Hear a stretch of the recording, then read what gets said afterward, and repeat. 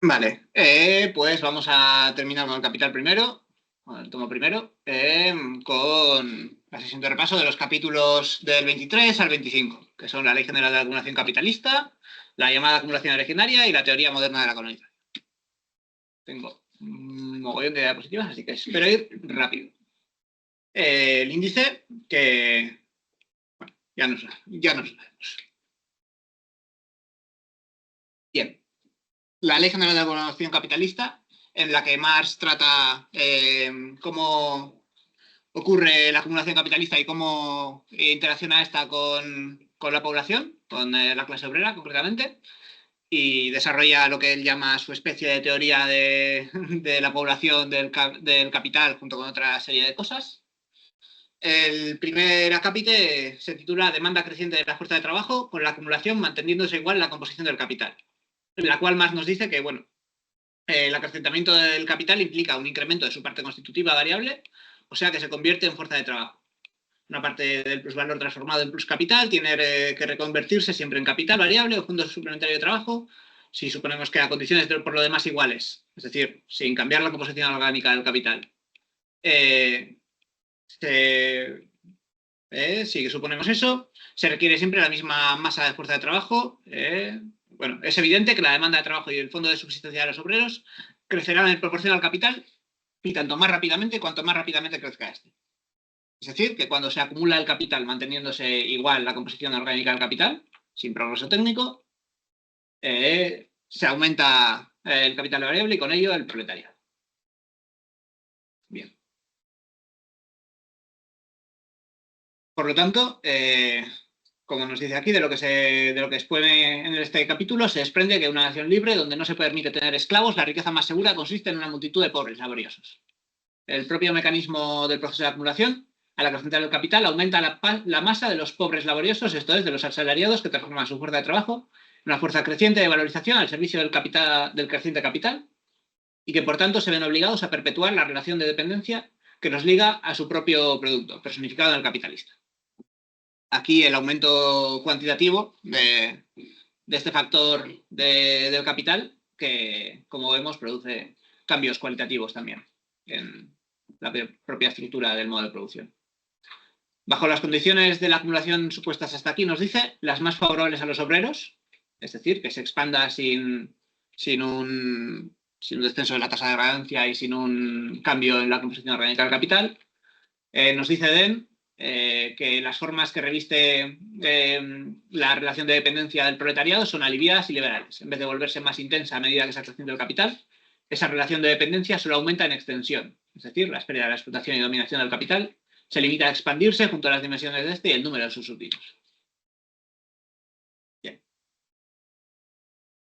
Y la ley de la acumulación capitalista, fraudulentamente transmutada de esta suerte en una ley natural, no expresa en realidad, sino que la naturaleza de dicha acumulación excluye toda mengua en el grado de explotación a que se haya sometido el trabajo o toda alza en el precio de este que pueda amenazar seriamente la reproducción constante de la relación capitalista. Su reproducción en una escala constantemente ampliada. Es decir,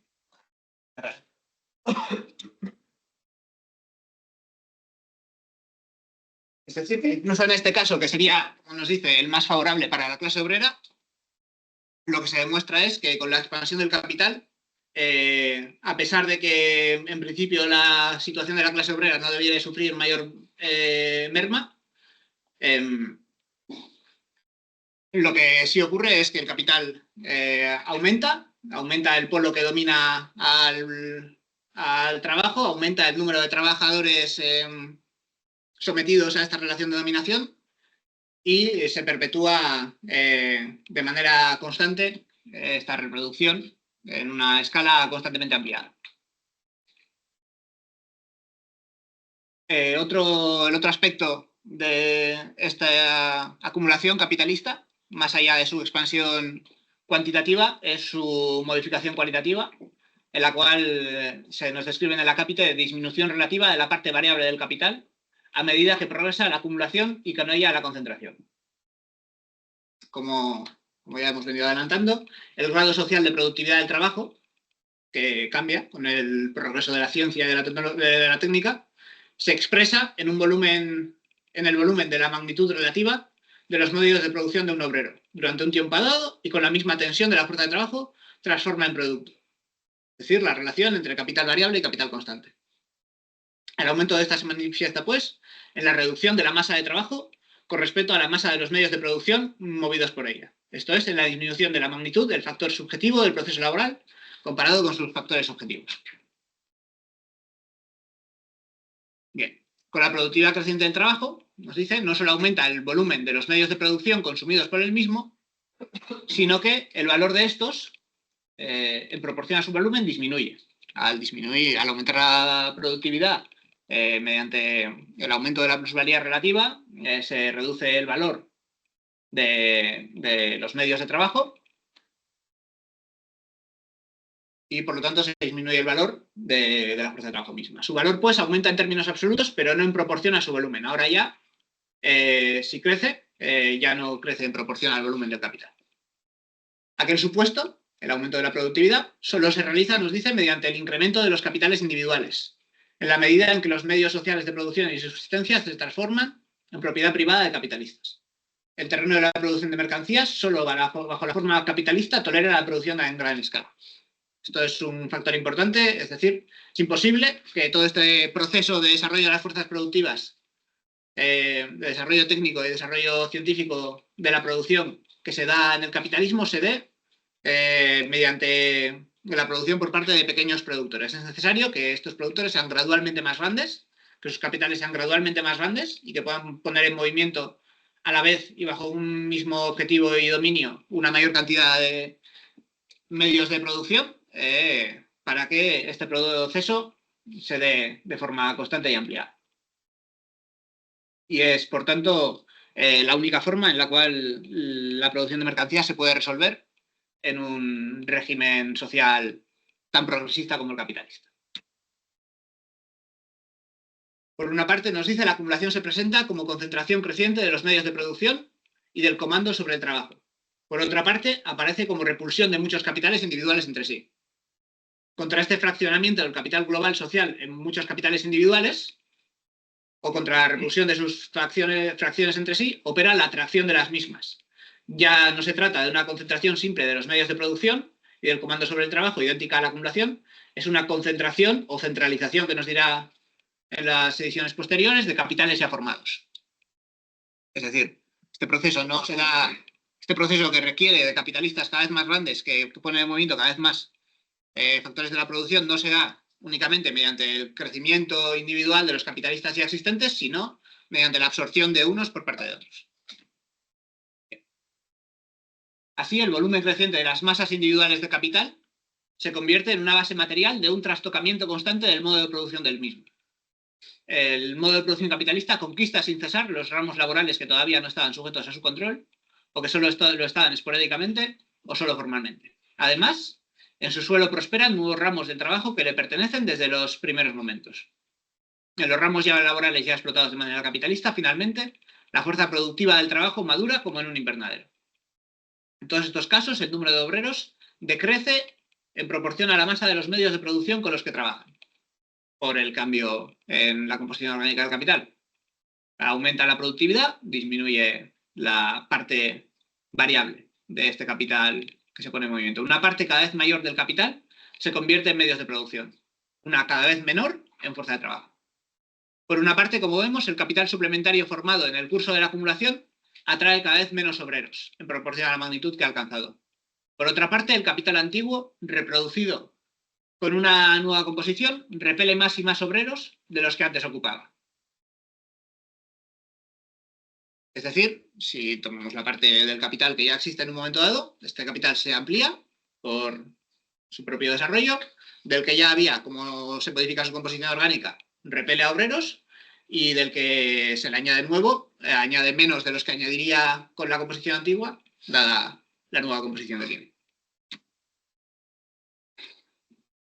Por lo tanto, ¿qué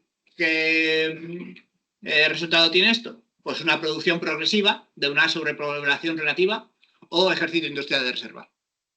El progreso de acumulación capitalista, con sus dos elementos principales que lo caracterizan en cuanto a su relación con la clase obrera, produce de forma uniforme un ejército industrial de reserva.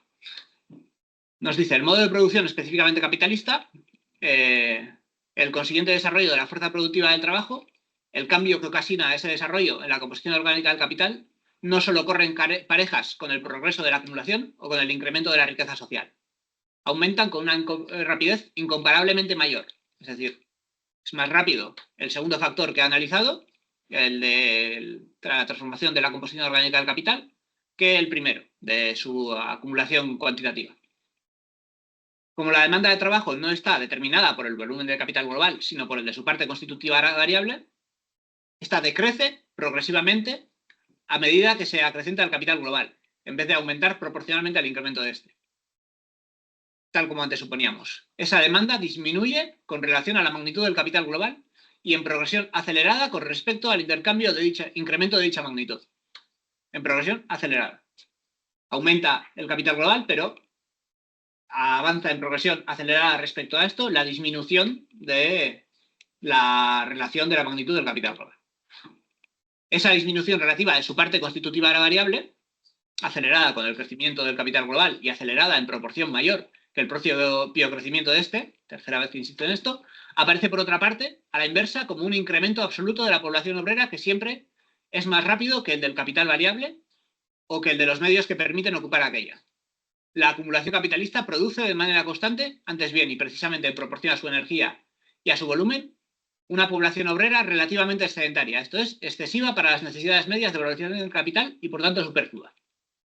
En todas las esferas, el incremento de la parte variable del capital y por tanto del número de obreros ocupados está ligado siempre a violentas fluctuaciones y a la producción transitoria de una sobrepoblación. Bueno, esto ya con otro tema. O sea, de lo anterior, yo aquí una lectura que saco, que igual en su momento no vi, es que al aumentar de forma acelerada respecto a la otra el segundo factor de la variación de la magnitud de la clase obrera, es decir, que aumenta más rápidamente, que decrece más rápidamente la composición orgánica del capital que lo que aumenta la magnitud misma del capital, según la lectura de Marx.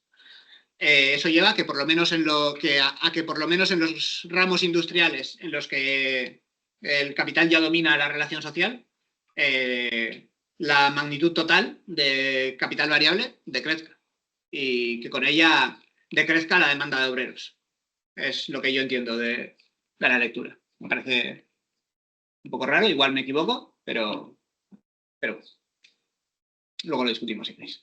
En todas las esferas, el incremento de la parte variable del capital y por tanto el número de obreros ocupados está ligado siempre a violentas fluctuaciones y a la producción transitoria de una sobrepoblación. Porque claro, estos dos elementos evidentemente no ocurren en paralelo y de forma constante en el tiempo. Hay avances técnicos momentáneos que hacen que varíe la composición orgánica del capital de golpe y con lo cual un grupo importante de obreros acaba de golpe en la calle y después hay aumentos graduales del capital de forma cuantitativa que hacen que la magnitud del capital aumente sin que necesariamente al mismo tiempo y de forma constante fluctúe la composición orgánica del capital. Este curso vital, peculiar de la gran industria moderna y desconocido en todas las épocas anteriores de la humanidad, porque antes estos cambios, era imposible, también durante la infancia de la producción capitalista. Es decir, esta relación tan brusca y tan violenta es particular a la gran industria moderna, diría. La composición del capital solo se modificaba en la infancia de la producción capitalista de forma muy gradual. Con la acumulación de este guardaba correspondencia, en líneas generales, un crecimiento proporcional de la demanda de trabajo. Pues la composición del capital se modificaba de forma muy lenta durante la época de la manufactura. Que abarca cientos de años. Por lento que fuera el progreso de la acumulación del capital mismo, comparado con la época moderna, dicho avance tropezaba con las barreras naturales de la población obrera explotable, barreras que solo era posible remover por los medios violentos que mencionaremos más adelante, los de la acumulación originaria.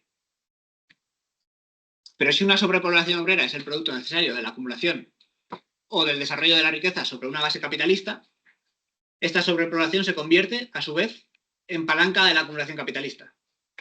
Es el producto necesario de la acumulación. Esta sobrepoblación, la sobrepoblación que se genera durante el transcurso de la acumulación capitalista, toda esta población que se queda desempleada porque avanza más rápidamente la oferta de obreros que la demanda que la demanda de trabajo, se convierte en palanca de esta acumulación e incluso en condición de existencia del modo capitalista de producción. Se vuelve necesario. Constituye un ejército industrial de reserva a disposición del capital. Toda la forma del movimiento de la industria moderna, nos dice, deriva, pues, de la transformación constante de una parte de la población obrera en brazos desocupados o semiocupados. Se vuelve un elemento constitutivo esencial. ¿Y por qué? Pues porque es necesario para, por lo menos, 3 factores que le son vitales al capital. Por un lado, como bien explica, proporciona flexibilidad en el suministro de obreros para las fluctuaciones que tiene este capital, las fluctuaciones rápidas que tiene de unos pocos años, o incluso de sus fluctuaciones cada 10 años aproximadamente, sus crisis de producción. Y es que la población como tal, la población de personas, no puede seguir estas fluctuaciones tan rápidas por las características de la raza humana. Y por lo tanto es necesario contar con una masa siempre disponible de obreros, siempre lista para ser lanzada a la fábrica, que amortigüe estas fluctuaciones. Ser lanzada a la fábrica o ser lanzada a la calle. Empujar a la baja el salario de los obreros ocupados sería otra de las funciones, hasta el salario más o menos mínimo, lo que se considera por parte del capital el salario más o menos mínimo. Y es que al haber una gran masa de obreros que no pueden realizar su mercancía a fuerza de trabajo y que por lo tanto viven en una situación de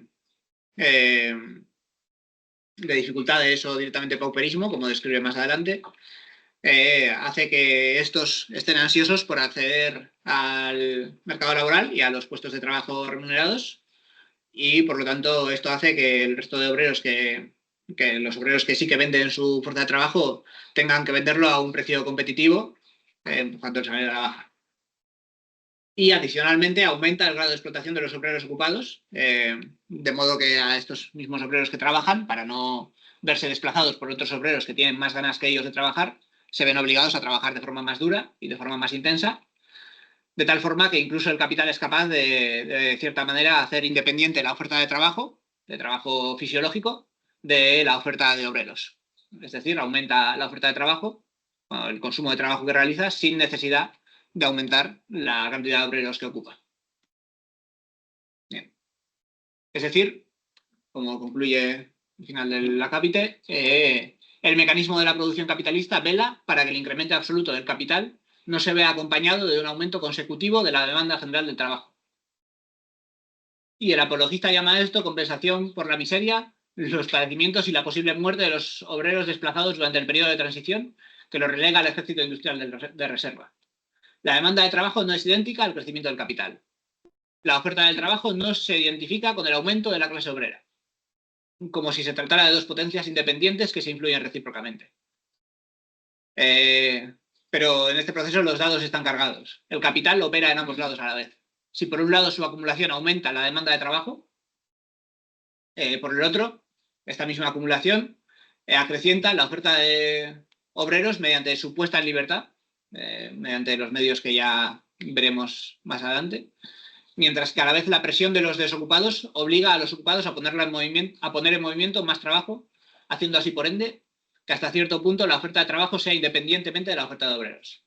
El movimiento de la ley y la oferta de la demanda de trabajo completa, sobre esta base, el despotismo del capital.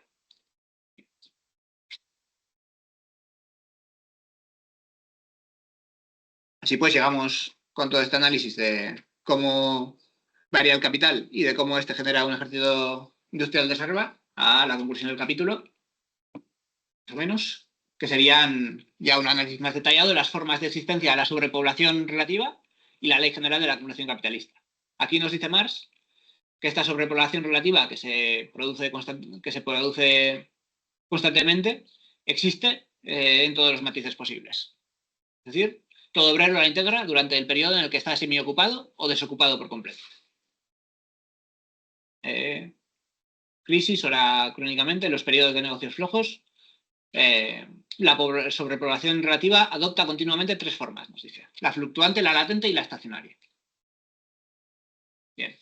Respecto a la fluctuante, hemos visto cómo a los obreros fabriles ahora se los repele, ahora se los atrae nuevamente en un mayor volumen. De tal modo que en líneas generales el número de los obreros ocupados aumenta, aunque siempre en proporción decreciente con respecto a la escala de la producción.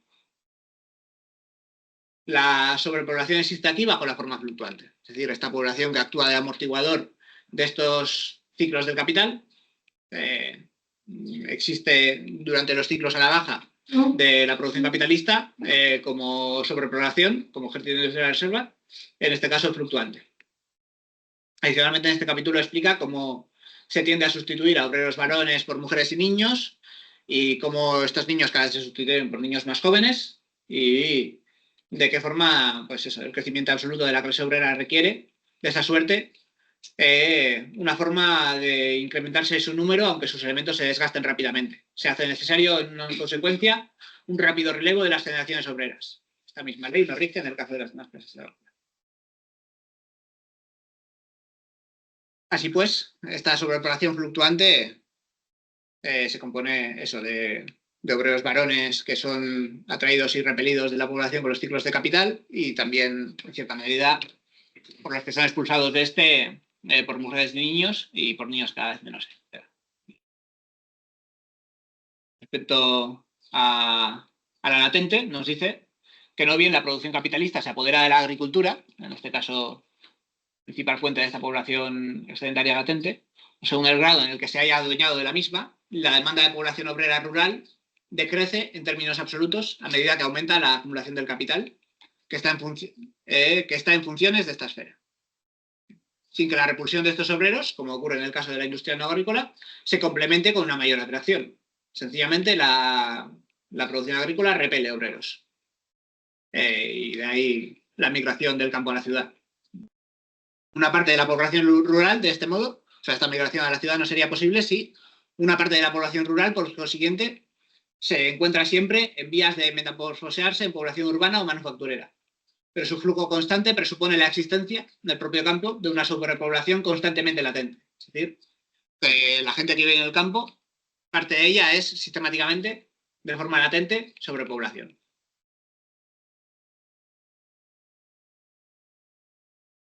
Y la última categoría sería la de sobrepoblación estancada, que constituye una parte del ejército obrero activo, del ejército obrero que trabaja directamente, pero su ocupación es absolutamente irregular, de tal modo que el capital tiene aquí a su disposición una masa extraordinaria de fuerza de trabajo latente. Sus condiciones de vida descienden por debajo del nivel medio normal de la clase obrera, y es esto precisamente lo que convierte a esa categoría en base amplia para ciertos ramos de explotación del capital. Pero esta categoría constituye al mismo tiempo un elemento de la clase obrera que se reproduce y se perpetúa a sí mismo, y al que cabe una parte proporcionalmente mayor en el crecimiento global de dicha clase que a los demás elementos. Es decir, esta parte de población que, aunque trabaje de aquella manera que sí que no, a sus medias jornadas, con sus trabajos revulsivos o de menor prestigio social y menor remuneración, con sus trabajos en condiciones de explotación más agudas, etcétera, es la que más crece proporcionalmente respecto al resto de los tipos de población excedentaria. Y al que cabe una parte proporcionalmente mayor, un crecimiento global de dicha clase que a los demás elementos. De hecho, no solo la masa de los nacimientos y de funciones, sino la magnitud absoluta de las familias está en razón inversa al monto de su salario y, por tanto, a la masa de los medios de subsistencia que se disponen a las diversas categorías de obreros. Bien. Y de estas tres, faltaría la esfera del pauperismo, que sería, como se dice, el seguimiento más bajo de la sobrepoblación relativa, se aloja finalmente en la esfera del pauperismo. Se compone, a su vez, de tres categorías. La primera la constituyen personas aptas para el trabajo, pero que no encuentran trabajo. La segunda, huérfanos e hijos de indigentes. Y la tercera, personas degradadas, encanecidas canallecidas e incapacitadas de trabajar. Se trata, en especial, de obreros que sucumben por la falta de movilidad, que los condena a la división de trabajo, de personas que viven más allá de la edad normal de un obrero y, por último, de las víctimas de la industria. Es decir, personas que, por las razones que sean, no pueden trabajar. Bien.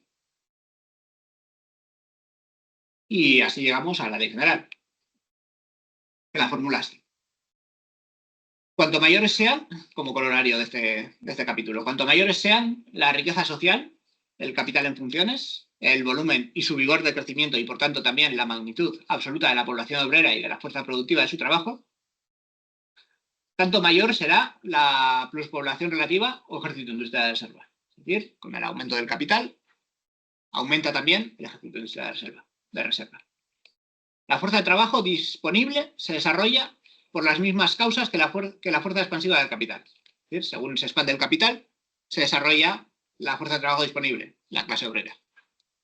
Atada a esto. La magnitud proporcional del ejército industrial de reserva, pues, se acrecienta a la par de las potencias de la riqueza. Pero cuanto mayor sea este ejército de reserva en proporción al ejército obrero activo, tanto mayor será la masa de la pluspoblación consolidada o las capas obreras de cuya miseria está en razón inversa a la tortura de su trabajo. Cuanto mayores sean, finalmente, las capas de la clase obrera formadas por menesterosos, enfermizos y ejército industrial de reserva, tanto mayor será el pauperismo oficial. Esta es la ley general absoluta de la acumulación capitalista. En su aplicación, al igual que todas las demás leyes, se puede explicar por múltiples circunstancias, cuyo análisis no corresponde a efectuar. Y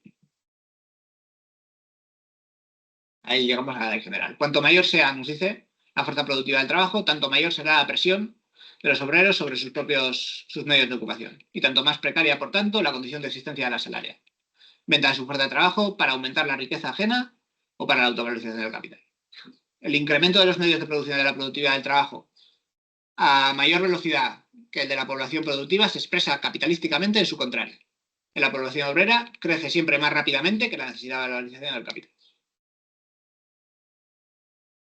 Pero todos los medios para la producción del trabajo son a la vez métodos de acumulación y toda expansión de esta se convierte a su vez en medio para el desarrollo de aquellos métodos de acumulación. De esto se sigue que a medida que se acumula el capital, empeora la situación del obrero, sea cual fuere su remuneración, dependientemente de su salario. Esta ley produce una acumulación de miseria proporcionada a la acumulación del capital. La miseria aumenta según aumenta el capital. La acumulación de riqueza en un polo es al mismo tiempo, pues, acumulación de miseria, tormentos de trabajo, esclavitud, ignorancia, embrutecimiento y degradación moral en el polo opuesto. Esto es donde se halla la clase que produce su propio producto con capital, en la clase obrera. Aquí vemos desplegadas todas las determinaciones que hemos ido estudiando en la relación capitalista de producción, de dominación por parte de una clase a la otra. Aquí ya claramente no opera como contenido de esas relaciones e intercambio de equivalentes que hablábamos la otra vez, sino la dominación de una clase por otra. Bien.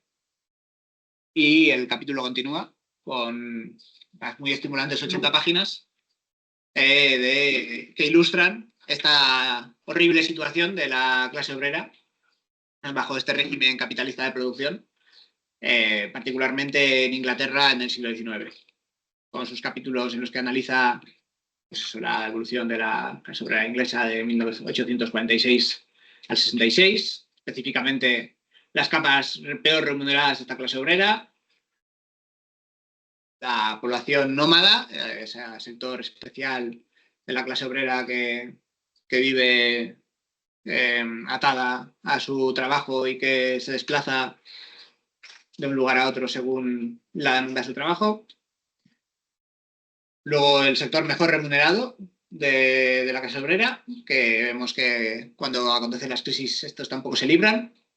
Y finalmente probablemente la clase que más padece los males de este modo de producción, el proletariado agrícola británico. Y como ejemplo final y ejemplo importante también, el caso de Irlanda. No los vamos a repasar más. Creo que eran suficientemente ilustrativas por sí mismas y las tenemos bien en la memoria y no contenían mayor contenido teórico esencial que hay que estudiar. Y con esto completamos el capítulo de la Ley General de la Acumulación Capitalista, que como vemos, aquí así se despliega en su determinación principal o más importante, que es su relación con la clase obrera y con esta fisionomía de la población y de la sociedad dividida en clases, las cuales una acumula capital constantemente y se apodera de todo el producto social de la sociedad, y la otra se ve relegada al ejército industrial de reserva en eh, con una masa de miseria que, como vemos, es constantemente creciente según crece el capital. Ahora bien, ya hasta ahora el libro nos ha explicado adecuadamente cómo ocurre el proceso una vez esté ya echado a andar, una vez la producción capitalista está en marcha y una vez el capital opera eh, como metabolizante de esta relación social, pero todavía nos queda entender cómo surge este capital, cómo aparece esta relación en la sociedad, cómo se hegemoniza y cómo domina todos los aspectos de la vida en la misma, y para ello se estudia lo que más denomina la llamada acumulación originaria. Aquí se divide en los capítulos que hemos estudiado la semana anterior y las 2 semanas anteriores, y vamos a proceder al estudio de las mismas. He colocado, por ver cómo queda, la teoría moderna de la colonización antes del capítulo 7, porque en mi opinión queda mejor ahí para verlo así. A ver qué os parece. Y a discutirlo otra vez. No, sencillamente. Y vamos con el primer elemento. El primer capítulo es el secreto de la acumulación originaria, y aquí básicamente nos viene a revelar que esta acumulación originaria, a diferencia de lo que indican algunos teóricos capitalistas burgueses, no tiene nada de proceso idílico, sino que es un proceso terriblemente violento. En todos los aspectos en los que lo mires, se trata de un proceso en el cual, a través de la violencia, de la desestabilización, de la expulsión, del desposeimiento, etcétera, de toda una serie de mecanismos, se ha ido abriendo paso al mecanismo, digo, al modo de producción capitalista como modo de producción social hegemónico. Y pues nos dice: la llamada acumulación originaria no es, por consiguiente, más que el proceso histórico de escisión entre el productor y los medios de producción. Nos dirá el elemento principal de esta acumulación originaria. Parece como originaria porque configura la prehistoria del capital y del modo de producción correspondiente al mismo. Nos dice que a primera vista se advierte que este proceso de escisión incluye toda una serie de procesos históricos. Una serie que precisamente es de carácter dual.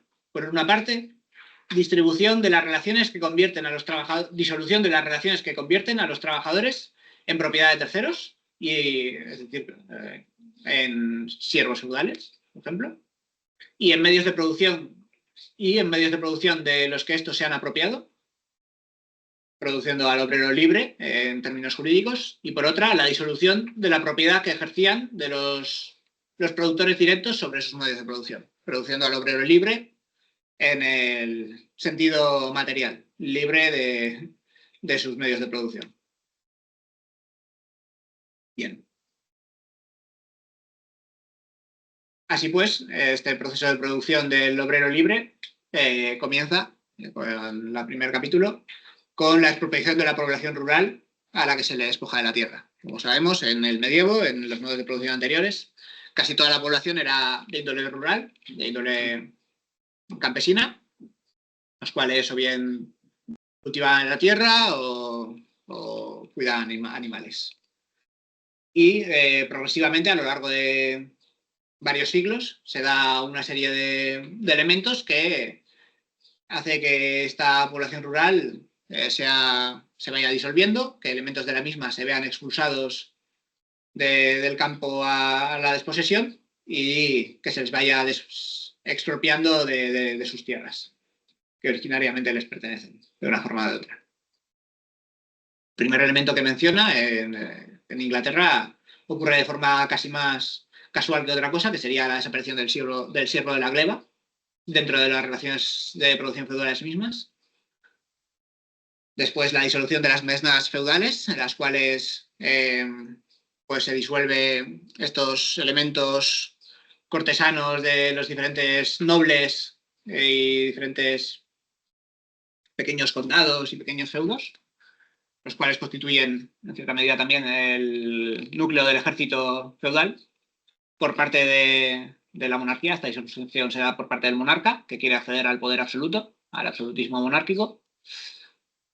Después en Inglaterra, de forma totalmente circunstancial, se da, en paralelo a la misma, el desarrollo de una manufactura lanera en flamenca, al otro lado del estrecho, y esto conlleva en Inglaterra un aumento de los precios de la lana, lo cual constituye un aumento del interés por parte de los terratenientes de convertir las tierras comunales, que antes eran labradas, en tierras de pastoreo de ovejas.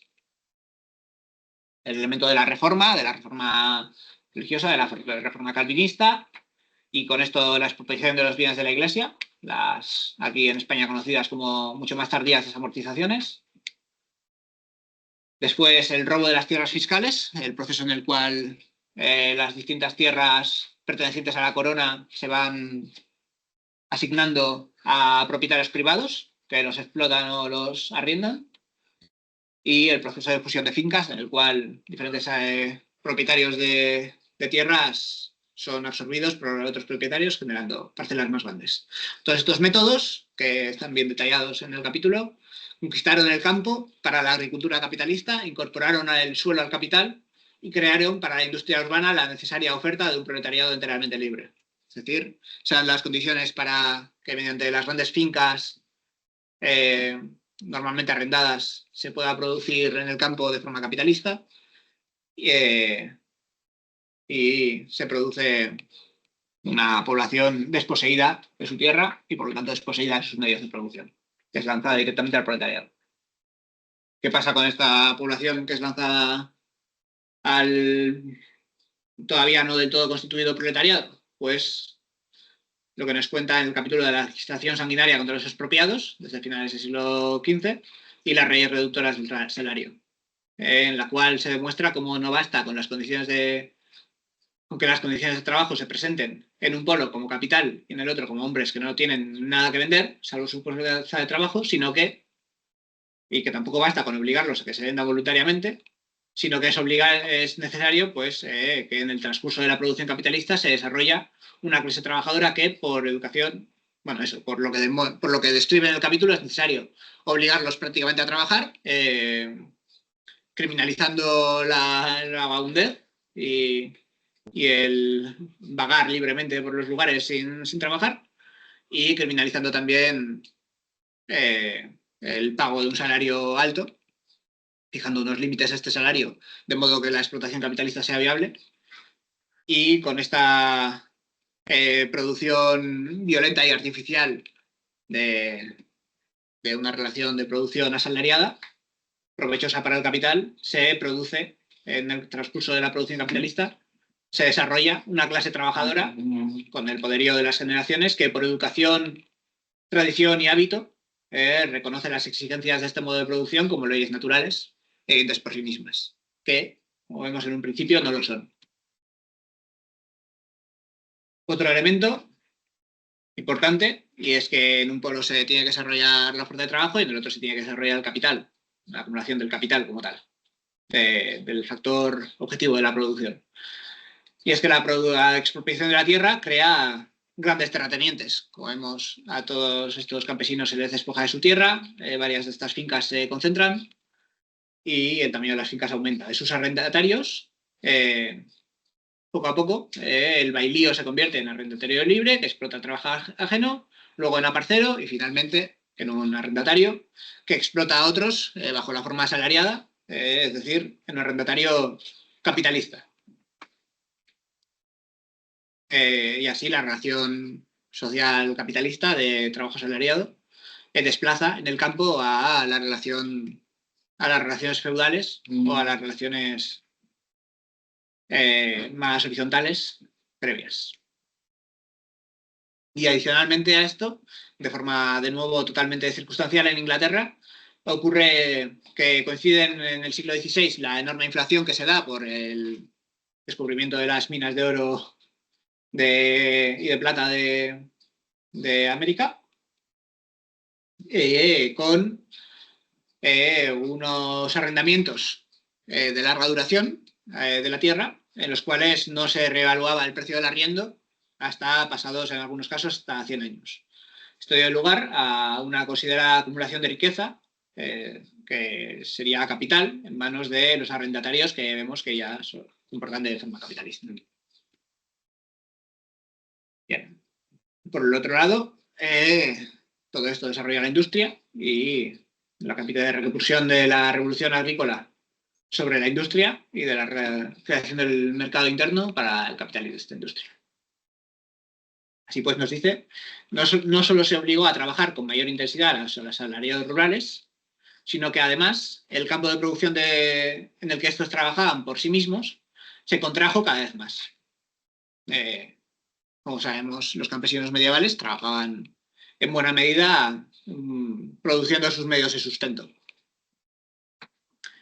Con la parte liberada de la población rural se liberan también pues, sus medios alimentarios anteriores. Estos ahora se transforman en elemento material del capital variable. Y es que antes se producían como producto de sus propios, o sea, producían sus medios de sustento como producto de su propio trabajo, pero ahora ya esto no ocurre así, sino que estos productos se lanzan a la producción de mercancías, a la esfera de la producción de mercancías de valores que se producen como mercancías. Esto aumenta el mercado interno para el capital. La expropiación y desalojo de una parte de la población rural no solo libera y pone a disposición del capital industrial a los trabajadores y junto a ellos sus medios de subsistencia y su material de trabajo, sino que además crea el mercado interno. El mercado que en la época feudal solo constituía pues, los productos excesivos y los productos de la manufactura de las ciudades, pues ahora se ensancha también a los medios de subsistencia. Progresa con esto la destrucción de la industria rural subsidiaria y se completa o se avanza en el proceso de escisión entre la manufactura y la agricultura. Antes los agricultores eran agricultores y manufacturistas con su industria domiciliaria, ahora ya no. Ahora se producen los medios de consumo por parte de productores privados independientes.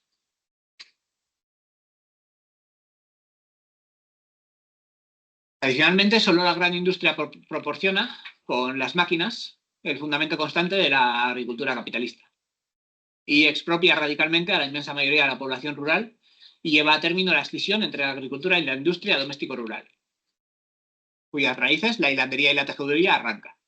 Conquista por primera vez para el capital industrial, pues, todo el mercado interno. Y con esto, pues, la génesis del capitalista industrial. Hemos visto el capitalista rural, ahora el industrial. La génesis del capitalista industrial no se produjo de una manera tan gradual como la del arrendatario. Indudablemente, no pocos pequeños maestros gremiales y aún más pequeños artesanos independientes e incluso trabajadores asalariados se transformaron primero en pequeños capitalistas y luego, mediante una explotación paulatinamente creciente del trabajo asalariado, de la acumulación consiguiente, en capitalistas sin más.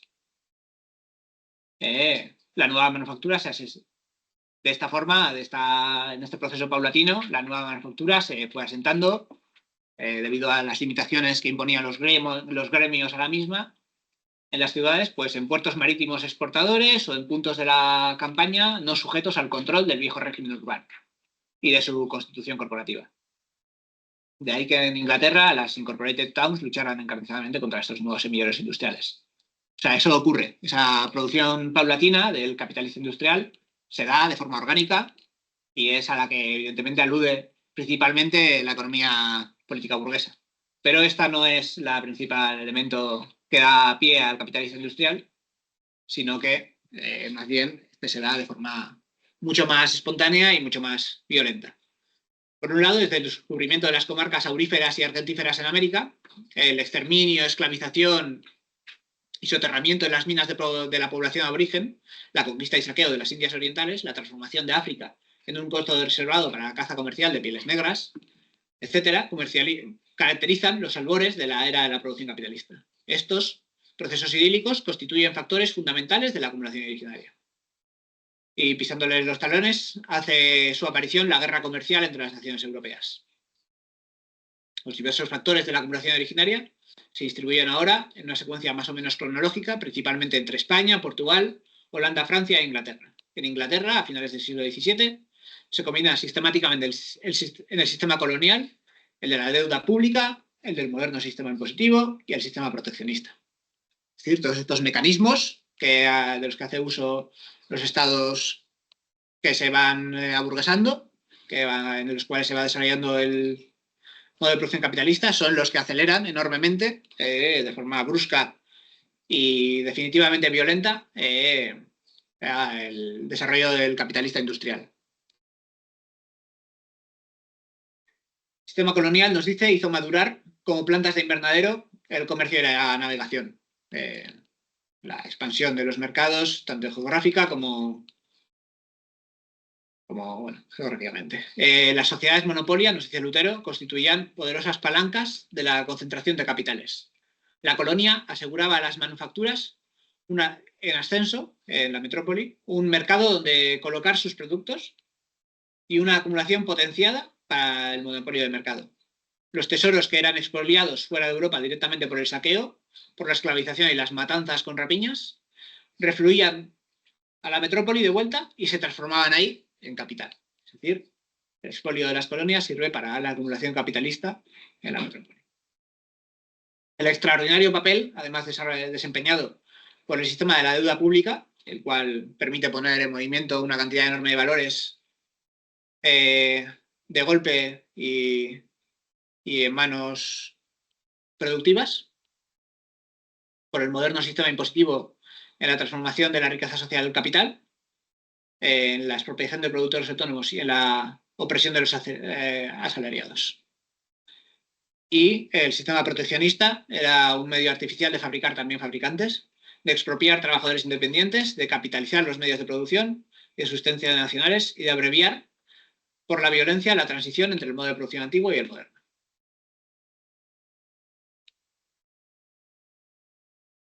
Con esto, la teoría moderna de la colonización, el cual nos dice que cómo la economía política procura, por principio, mantener en pie la más agradable de las confusiones entre la propiedad privada que se funda en el trabajo personal y la propiedad privada capitalista, diametralmente contrapuesta, que se funda en el aniquilamiento de la primera.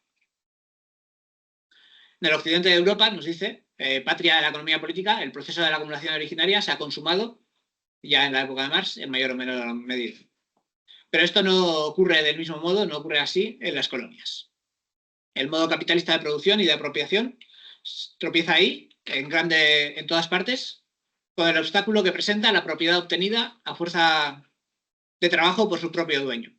Con el obstáculo del productor que, en cuanto poseedor de sus propias condiciones de trabajo, se enriquece a sí mismo en vez de enriquecer al capitalista.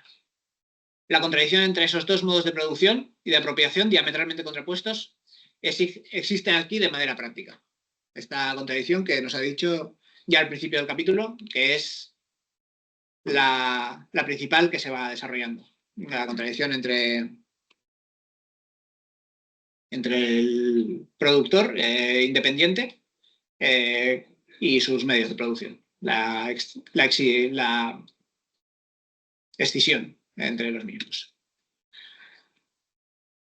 Ahí donde el capitalista tiene que guardar sus espaldas por el poder de la metrópoli, procura quitar de en medio por la violencia el modo de producción y apropiación fundado en el trabajo personal que ocurre en las colonias a causa de la disposición fácil de la tierra para todos los habitantes.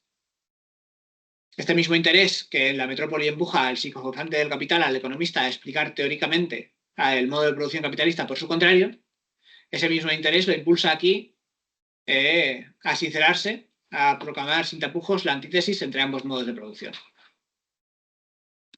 y de este modo a forzar la escisión entre ambos. Sin embargo, con los mecanismos que ella describe, que vimos la semana pasada.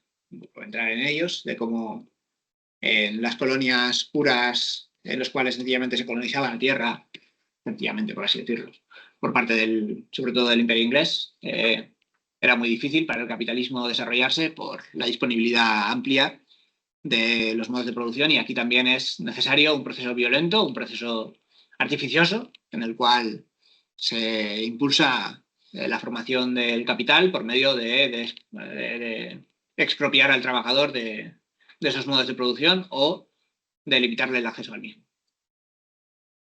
Sin embargo, nos dice, no nos concierne aquí la situación de las colonias, lo único que nos interesa es el secreto que la economía política del viejo mundo descubre en el nuevo y proclama en voz alta. El modo capitalista de producción y de acumulación, y por ende también la propiedad privada capitalista, presuponen el aniquilamiento de la propiedad privada que se funda en el trabajo propio.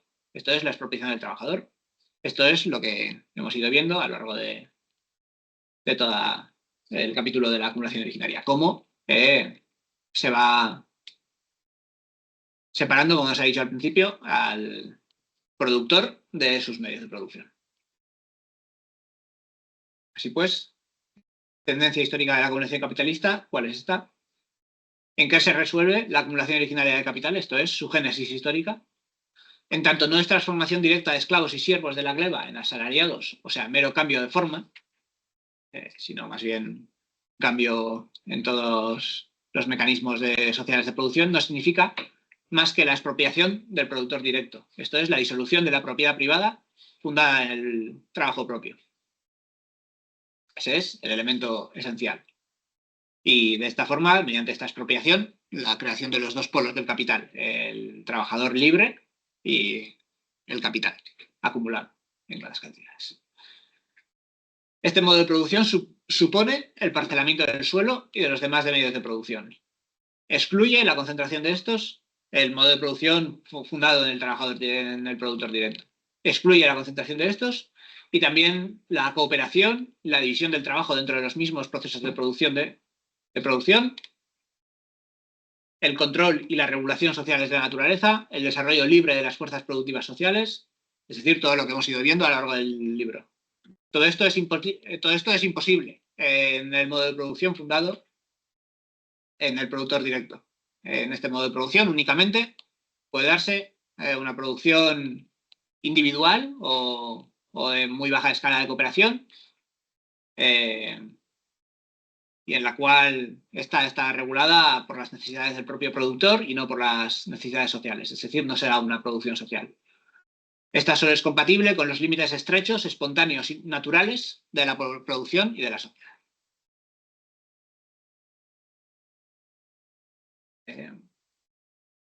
Su aniquilamiento, el aniquilamiento de este modo de producción, la transformación de los medios de producción individuales y dispersos en modos de producción socialmente concentrados y, por consiguiente, la conversión de la propiedad raquítica de muchos en propiedad masiva de unos pocos, y, por tanto, la expropiación que despoja de la tierra y de los medios de subsistencia e instrumentos de trabajo a la gran masa del pueblo, esa expropiación terrible y dificultosa de las masas populares, constituye la prehistoria del capital, todo el proceso de acumulación capitalista. No bien ese proceso de transformación ha descompuesto suficientemente en profundidad y en extensión la vieja sociedad, no bien los trabajadores se han convertido en proletarios y sus condiciones de trabajo en capital, no bien el modo de producción capitalista puede andar ya sin andaderas, es decir, sin el apoyo de todos los subterfugios artificiales y violentos para su acumulación.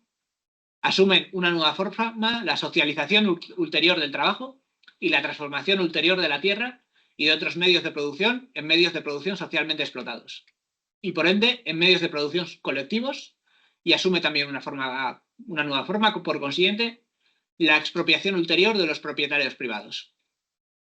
Es decir, esta aniquilación de las relaciones sociales previas, esta socialización de la producción, permite todo el progreso de las fuerzas productivas que hemos ido viendo, que tan terribles resultan para la clase oprimida, y que tantos despropósitos desarrolla, pero que posibilita y concede una nueva forma a la expropiación ulterior de los propietarios privados. El que debe ser ahora expropiado no es ya el trabajador que labora con su propia cuenta, sino el capitalista que explota a muchos trabajadores. Esta expropiación se lleva a cabo por medio de la acción de las propias leyes inmanentes de la producción capitalista, por medio de la concentración de los capitales. Con la disminución constante en el número de los magnates capitalistas que usurpan y monopolizan todas las ventajas de este proceso de trastocamiento, el elemento subjetivo del capital, la concentración del mismo, la centralización del mismo, se acrecienta la masa de la miseria, de la opresión, de la servidumbre, de la degeneración, de la explotación, pero se acrecienta también la rebeldía de la clase obrera. Una clase que por los propios mecanismos del modo de producción capitalista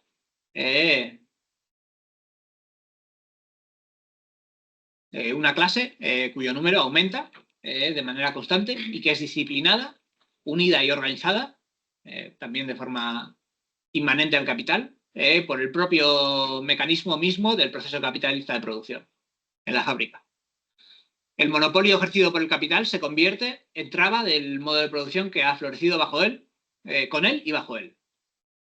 Es decir, le pone límites a al subsiguiente desarrollo de las fuerzas productivas. La concentración de los medios de producción y la socialización del trabajo alcanzan un punto en que son incompatibles con su corteza capitalista. Estas contradicciones llegan a su límite.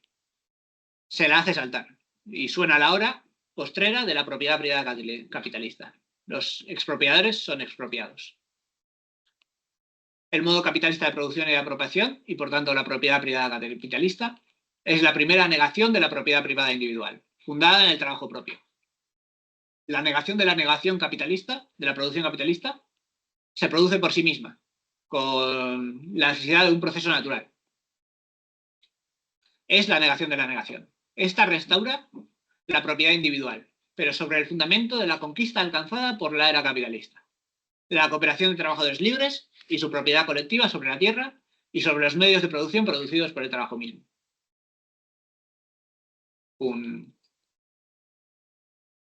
La transformación de la propiedad privada fragmentaria, fundada sobre el trabajo personal de los individuos, en propiedad privada capitalista es, naturalmente, un proceso incomparablemente más prolongado, más duro y dificultoso que la transformación de la propiedad capitalista, de hecho fundada ya sobre el manejo social de la producción, en propiedad social. En aquel caso se trataba de la explotación de la masa del pueblo por unos pocos usurpadores. Aquí se trata de la explotación de unos pocos usurpadores por la masa del pueblo. Y con esto concluye el capítulo. ¿O no? Y listo. ¿Eh? Ya. Muy bien. Está hecho un buen resumen. Como te han leído el Capital. Ahora sí, ahora puedo decir que me he leído el Capital. Entonces, ¿qué es el socialismo? La expropiación. La expropiación. Eso es el socialismo. La expropiación de la clase capitalista por la inmensa mayoría de la masa del pueblo. Y la desaparición de la fuerza de trabajo como mercancía. Se puede expropiar a la clase capitalista y que sigue existiendo la fuerza de trabajo como mercancía. Se da fe de ello. Vamos, lo que pasó en la U. Básicamente. Y no digo que estuviese mal. No, podría ser un paso. Que eso es. Le faltaba otro. O otros cuantos. ¿Y ahora qué? Yo, por volver un poco al tema, como no estamos en el seminario de Ilienkov y Rosenthal, por cierto, es una cosa muy interesante que trata Ilienkov en su libro Fuera de las páginas económicas. O sea, bueno, yo como ya sin más. Efectivamente, puedes decir que te has leído el Capital, ahora vamos a ver si lo hemos entendido bien. Porque hay dos comentarios que han salido un poco por lo bajini, que yo creo que siempre. Una es que el salario tiende al mínimo, que yo creo que no dice en ningún sitio, y otra es que la has dejado no, digo ahí, que ha dicho. Y otra es que decirlo, la tesis de que habría una especie de refutación de la ley general de acumulación capitalista, porque el capitalismo no tiende a sucumbir a la miseria en pauperismo absoluto, vamos a decirlo. Por ir un poco, va más allá de la sesión esta, pero por ir por el tema. Esto viene un poco, sobre todo que no sé dónde está, creo que es justo después de hablar de la sobrepoblación que está en el pauperismo absoluto, que es la página 375 de la nueva edición, cerca de la nota 87. Creo que esos dos párrafos siguientes a la nota 87, que es cuando dice: cuando mayor sea la riqueza social, tanto mayor sea la subpoblación relativa, la magnitud proporcional del ejercicio industrial de reserva que se acrecienta a la par de las potencias de la riqueza, mayor será la masa de población consolidada, bla, bla, bla, bla, bla, bla, bla, bla, bla. Cuanto mayores sean finalmente las capas de la clase obrera formada por el menester esos servicios y ejercicio industrial de reserva, tanto menos será el pauperismo oficial. Esta es la ley general absoluta de la acumulación capitalista. Su aplicación, al igual que todas las demás leyes, se ve modificada por múltiples circunstancias, cuyo análisis no procede a efectuar aquí.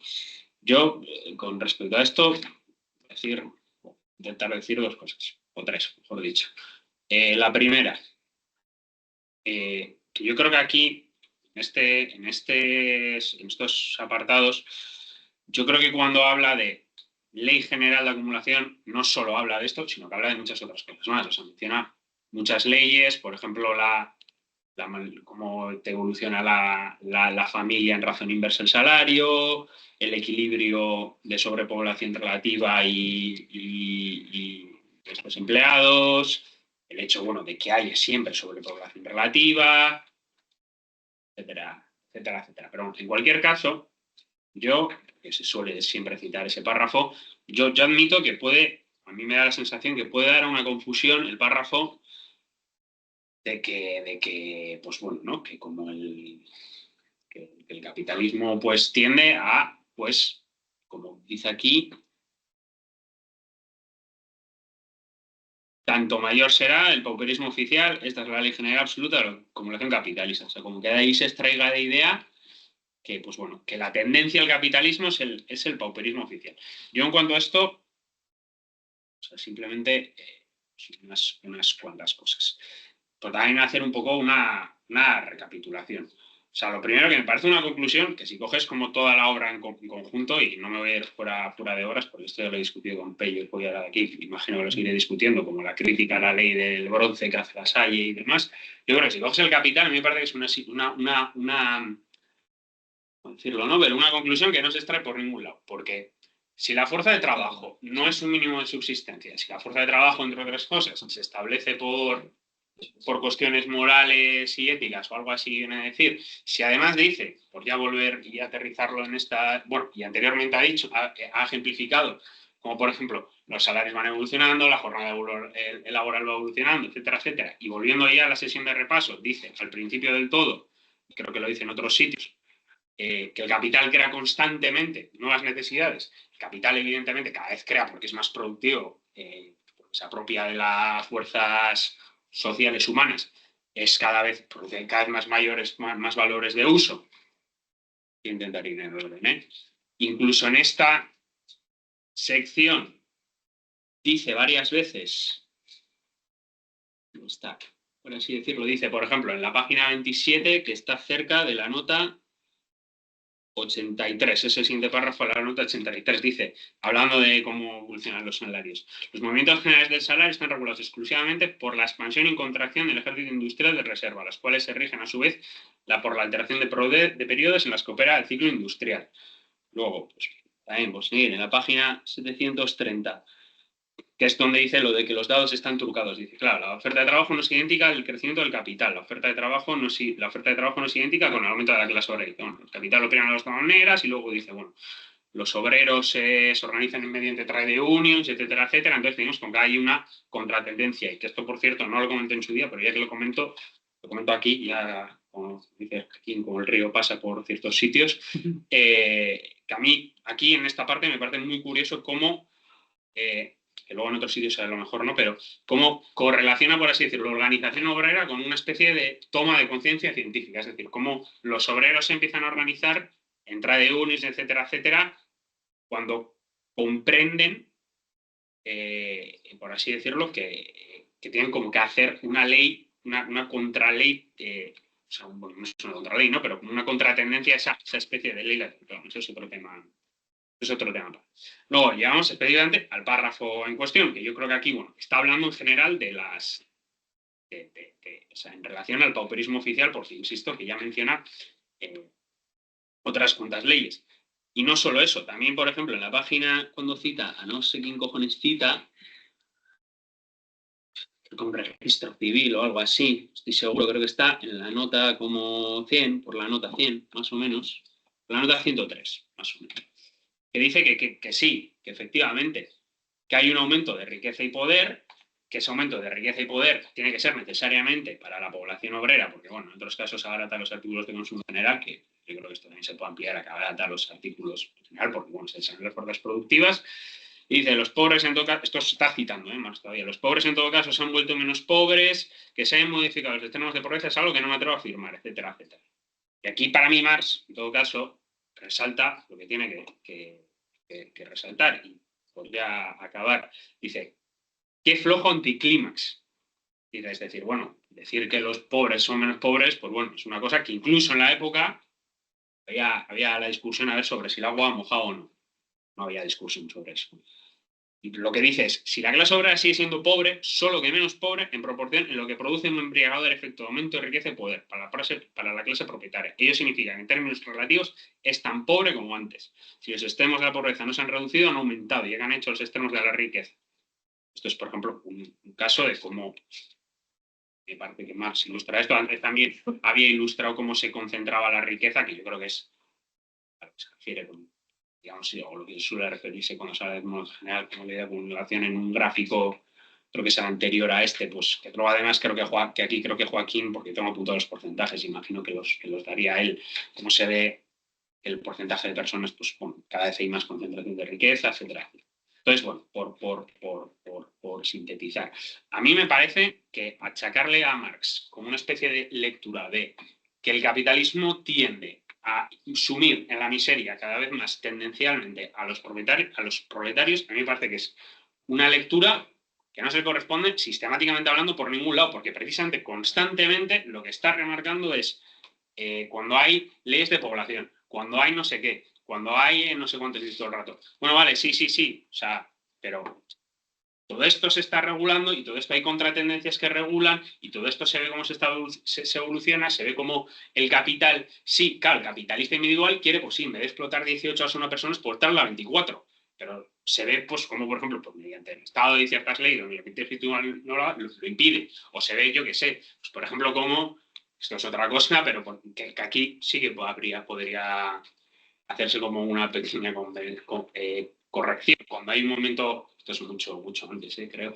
que dice algo así como de que a los capitalistas, claro, les interesa que los obreros solo tengan un consumo de productos de necesidad porque lo demás es consumo improductivo, no es consumo superfluo. Esto también habría que verlo hoy en día con la sociedad del consumo, el fordismo y todo el rollo. Ahí sí que puede haber una pequeña modificación, pero yo creo que de manera sistemática, para mí, atribuirle vamos a ver, tanto teóricamente como marxológicamente, que son dos cosas diferentes, que el capitalismo tiende a la total, digamos, pauperización de la clase obrera, para mí es una cosa que no se extrapola por ningún lado, porque todo el desarrollo precedente, aparte de que ejemplifica lo contrario, constantemente, cuando está hablando, por ejemplo, aquí de salario, cuando está hablando de población, cuando está hablando de la relación de población relativa, etcétera, etcétera, lo que está diciendo es que, bueno, que se adecúa a la energía y al volumen, que se adecúa, pues, a las necesidades, que en un momento, hay un ejemplo que creo que pone en el campo que dice, bueno, pues de momento, dependiendo, he hecho no sé cuántos obreros y de repente los vuelvo a contratar, que creo que dice algo así como, ahora repele, ahora trae a los obreros, pues bueno, depende, son necesidades. Así que, bueno, pues eso, sin más.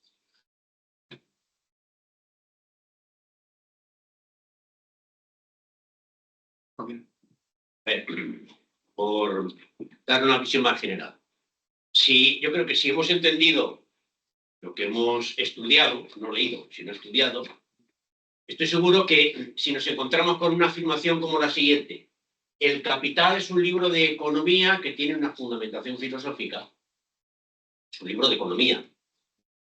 Inmediatamente decimos, lo hemos entendido. Quien afirma eso no tiene ni idea.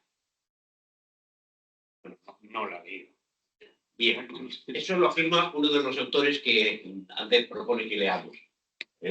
Esperemos que no lleguemos a ese desastre. Ya lo diré después. Bien. Está por M, sin por M y sin por A. Claro. ¿Por qué no decimos que no es un libro de economía? Aunque hay mucha economía. Y tampoco es un libro de filosofía, aunque hay mucho análisis dialéctico. Tampoco es un libro de historia, aunque los últimos capítulos son libros de historia. Es un libro de crítica de la autorrepresentación que hace el capital y sus representantes de la sociedad vigente. Es una crítica de la economía política, porque la representación que se hace la sociedad capitalista de sí misma ya no es una representación filosófica, fundamentalmente filosófica, teológica, como las sociedades anteriores, sino económica. Ya vimos que eso Marx, Engels le había puesto sobre esa pista a Marx a principios de los años 40. Por tanto, la crítica de la sociedad ahora no era criticar a los filósofos, era criticar a los economistas. Claro, eso hace que efectivamente hay muchos elementos económicos, como por ejemplo, y que dan lugar a muchas discusiones económicas, como esa, sobre si en el proceso de distribución de la riqueza producida, los trabajadores en su conjunto tienden a capturar cada vez una parte más pequeña, es decir, a ser cada vez más miserables en términos absolutos o solo en términos relativos. Eso es importante, pero probablemente no es lo más importante. Mire, fijémonos en lo siguiente. El libro El Capital, comienza con un secreto y termina con otro secreto. Sí, que dice que Marx no sabía muy bien cómo había organizado este libro, realmente fue palabra por palabra. Empieza con el carácter fetiche de la mercancía y su secreto. Marx descubre el secreto de la mercancía y termina con el secreto de la acumulación originaria. Y nos lo dice en dos momentos, en el 895 y en el 951. ¿Cuál es el secreto de la acumulación originaria? Pues la expropiación de la propiedad individual de los campesinos. El secreto de la acumulación originaria es tan secreto que todavía hoy, en el discurso, digamos, de la opinión pública, cuando se habla de la propiedad y la importancia de la propiedad y defender la propiedad privada, se piensa en la propiedad individual. El discurso que hace el gran capital es el discurso del autónomo, obviamente con una clara intencionalidad política. ¿Para qué? Pues para que ese secreto no se descubra, porque como dice en la página 922, no basta con que las condiciones de trabajo se presenten en un polo como capital y en el otro como hombres que no tienen nada que vender, salvo su fuerza de trabajo. Tampoco basta con obligarlos a que se vendan voluntariamente. Y dice, en el transcurso de la producción capitalista se desarrolla una clase trabajadora que, por educación, por tradición y por hábito, reconoce las exigencias de ese modo de producción como leyes naturales, evidentes por sí mismos. Marx, con este libro, lo que pretende es que esa clase trabajadora, que todavía y hoy, tanto como en la época de Marx, considera que la forma en que está organizada la sociedad es la forma en que naturalmente se tiene que organizar, porque es la forma más desarrollada en el proceso de la evolución histórica, es falso, no es una forma natural y además se basa en la coerción sorda de las relaciones económicas. Interpretar El Capital correctamente es entender que es un texto fundamentalmente político, con un objetivo fundamental de esclarecimiento de la clase que está llamada a superar este modo de producción que es la clase proletaria o la clase trabajadora. Por tanto, bien, no me había dado cuenta, pero es el tomo 1, a pesar de que en el proyecto de Marx pues hay un tomo 2, un tomo 3, un tomo 4, sería de la plusvalía, hay otra edición que incluye los 6 volúmenes con un texto sobre el Estado, otro texto sobre el mercado mundial. A pesar de que todo eso no lo desarrolla, es cierto que el tomo primero, digamos, tiene un cierre en sí mismo, porque comienza con la teoría del valor y su explicación, y la explicación del secreto que se oculta en el mismo, y termina con la dimensión histórica. Esta última parte, a mí además, con esta lectura de ahora, me lleva a pensar que hay un exceso entre, sobre todo los economistas y filósofos, no tanto obviamente entre los historiadores, hay un exceso de preocupación por la primera parte, por el primer secreto, por los capítulos sobre el valor, que son muy importantes, sin duda, porque son clave para desvelar pues, el secreto del fetiche de mercancía, la plusvalía, pero esta segunda parte, donde explica que el proceso de apropiación o que el fundamento de la propiedad privada es la destrucción de otra forma de propiedad privada, que no existe y que cada vez existe en menor dimensión, en menor presencia, y que sin embargo esa otra es la que con la que se construye la ideología que se le vende a la población trabajadora de que lo que estamos es en un orden natural y en el mejor de los mundos posible, porque si siempre que se respete el derecho de propiedad, pues esta segunda parte es, desde mi punto de vista, más allá de la discusión económica, tan importante y probablemente más que la primera. ¿Me has dicho el último? Perdón, me perdí. Que este segundo secreto me parece a mí políticamente tan importante o más que la primera. El secreto del fetichismo de la mercancía. Que toda la discusión sobre la teoría del valor, el valor de uso, el valor de cambio, el valor, la diferencia entre valor, valor de cambio, toda esa discusión.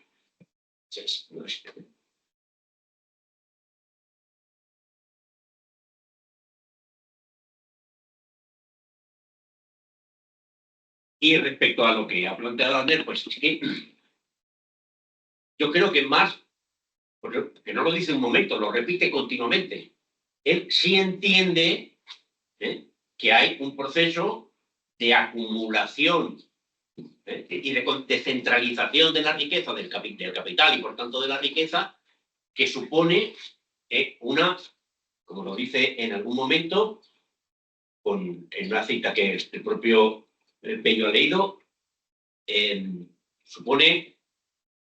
utiliza varios términos. La creciente, pero no habla miseria, habla de opresión, explotación, desarraigo, miseria, en fin, una serie de epítetos que no hacen referencia exclusivamente a la distribución del ingreso o a la participación que tienen los trabajadores o si el salario va a ser necesariamente salario de subsistencia o puede crecer por encima de la subsistencia. Es que al utilizar ese conjunto de epítetos está hablando también de esto que acabo de señalar. La concentración de la riqueza es un empobrecimiento de la clase obrera también cultural, político, ideológico, porque pierden la perspectiva de su importancia en el proceso de producción. Se someten voluntariamente al dominio del capital. Claro, si hacemos la lectura exclusivamente económica, pues la discusión creo que se empobrece un poco.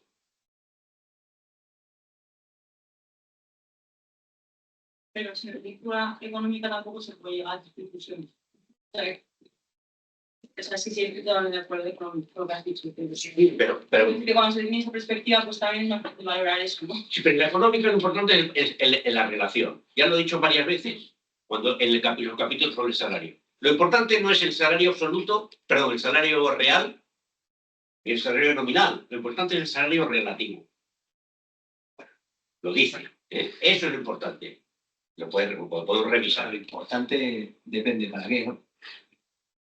Para el análisis del conflicto de clases. Lo fundamental dice, pero no es cita textual, pero lo dice, es el salario relativo. Pero en los términos concretos se refiere a algo concreto, porque el salario real es fundamental, porque si no llego a determinado salario, no puedo, por tanto, adquirir los medios de subsistencia, no puedo reproducir mi fuerza de trabajo. O sea, no es que sea algo bueno, secundario. En materia de distribución, él insiste que la clave es el salario relativo. Vale, en materia de distribución. Vale, a ver. Yo lo que quería comentar es, o sea, respecto a esto último, o sea, en el marxismo hubo una discusión clásica, no sé si ya se ha comentado aquí, o sea, si he comentado yo, entre Bernstein y Kautsky, en el cual Bernstein, en una lectura de este apartado, lo que planteaba es, para Marx existe un empobrecimiento absoluto, y lo que estamos viendo en los años 90 en Alemania es que no está sucediendo esto. Por tanto, aquí hay un análisis errado, esto hay que enmendarlo de alguna manera. Y lo que Kautsky le responde, y lo que Lenin también, porque Lenin básicamente lo que hace es, iba a decir copiar, que no suene mal, los argumentos de Kautsky, es básicamente decir, reproducir. Hay dos, sí, reproducir. Es copiar, En este caso. cita. Sí, pero es que en este caso, o sea, Lenin es muy kauskiano. En este caso, pues iba a sonar mal la palabra, reproduce y desarrolla los argumentos de Kautsky. Lo que viene a decir es básicamente que, por un lado, lo que plantea Marx en general es que existe un empobrecimiento relativo. Esa es la tendencia general. Empobrecimiento relativo, tal y como lo ha planteado Joaquín, y además, también lo que habéis dicho es que plantea que existe una creciente miseria no entendida como miseria absoluta, sino como esclavización, pues ya te digo, opresión en general, psicológicamente hablando, culturalmente hablando, lo que habéis planteado, ¿no?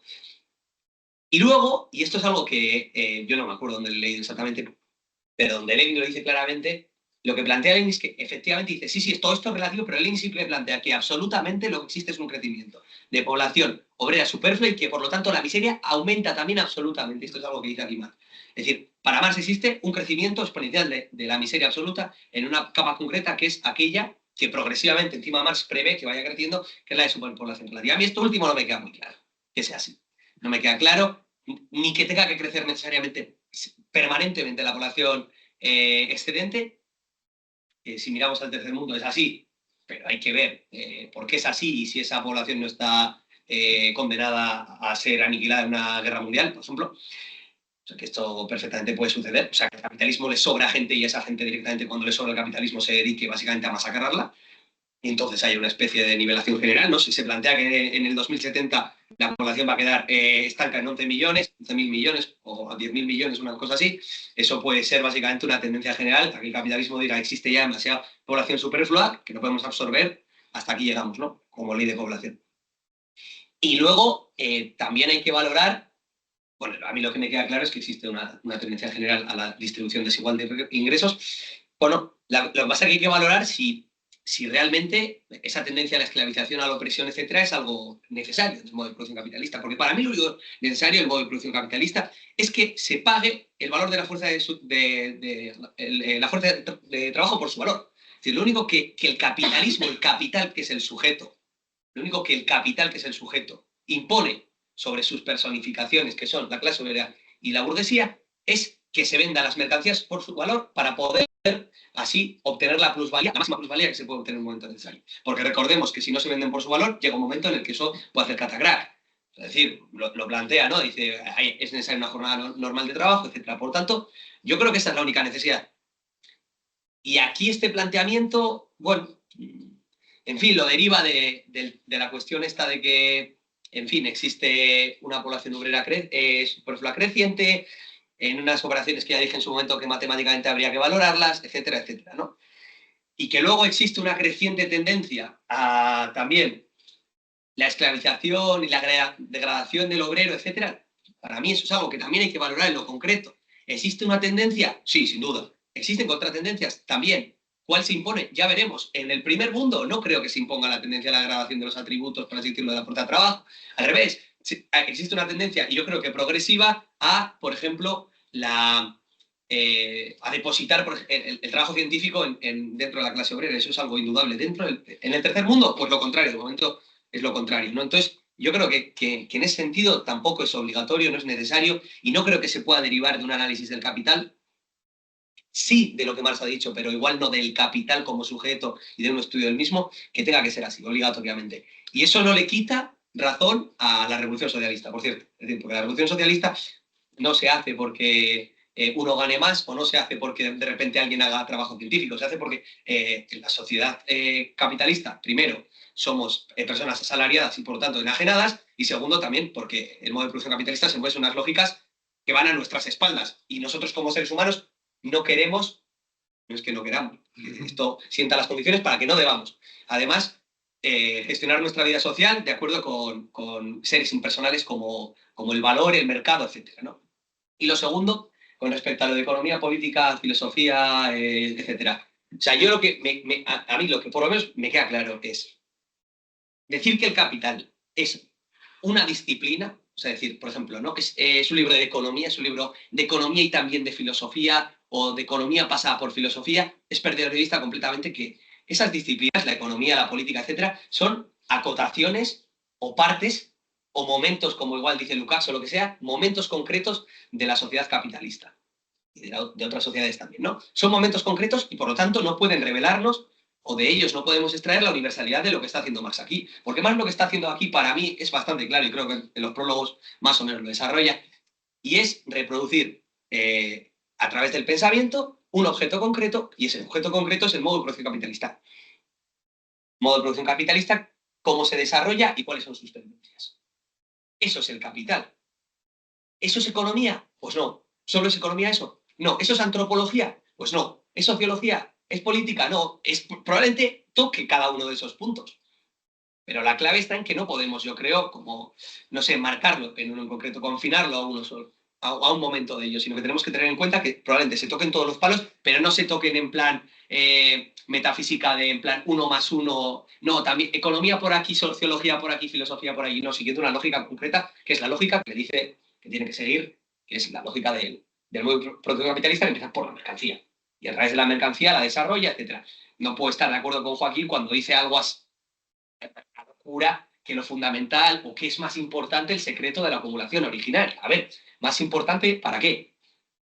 Porque, quiero decir, si esta obra está dedicada a sacar a la luz las leyes que rigen el modo de producción capitalista, bla, bla, como dice el prólogo, hombre, pues lo que se hace aquí en el secreto de la acumulación originaria es básicamente decir cómo ha surgido. No nos dice nada de cómo funciona. ¿Que es fundamental? Sí, por supuesto, es fundamental. Y es fundamental porque además, y estoy de acuerdo, te dice cuál es la razón de ser del modo de producción capitalista, que es expropiar al trabajador individual y básicamente generar una sociedad donde los obreros trabajan de forma colectiva. Pero lo fundamental del capital es exponer, del capital tomo 1, el proceso de producción, es exponer el proceso de producción. Y el secreto de la mercancía y del fetiche de la mercancía es parte de eso. Es explicarnos precisamente cómo se relaciona el ser humano a través de unas relaciones mistificadas y cómo esto, el ser humano, ideológicamente, por así decirlo, lo considera como unas relaciones naturales, objetivas, etcétera, o relaciones cósicas. Eso es algo que es parte del modo de producción capitalista. Lo otro es cómo emerge, que no le quito sentido, pero hombre. ¿El capitalismo es un proceso de producción de qué? No, yo lo que estaba hablando es que el capital toma 1 el proceso de producción. ¿De producción de qué? De la vida social, de cómo nos relacionamos. El proceso de producción de cómo el ser humano... Bueno, sí, un proceso de explicación de las relaciones sociales bajo un modo de producción concreto. ¿Cómo surge? ¿Y cuál es la, digamos, la categoría que explicita más de todas las que han aparecido? Un poco sin forzar la cosa, pero ¿cuál es la categoría que define ese proceso de producción del proceso social capitalista? El capital. No. La plusvalía. La plusvalía. Vamos a ver. Y la plusvalía ¿El capital qué es? El El capital valor que se valoriza. es plusvalía apropiada por los capitalistas. No, pero la fundamental es del DM de mi prima. DMD prima. Pero el capital subsume la fuerza de trabajo. Es decir, todo el proceso de producción, todo el proceso laboral No solo el proceso de producción de la mercancía, todo el proceso laboral es producción capitalista. Todo es capital. Ya lo digo, el trabajo es capital variable. ¿Por qué lo llama capital variable? Porque es capital. ¿No? Sí.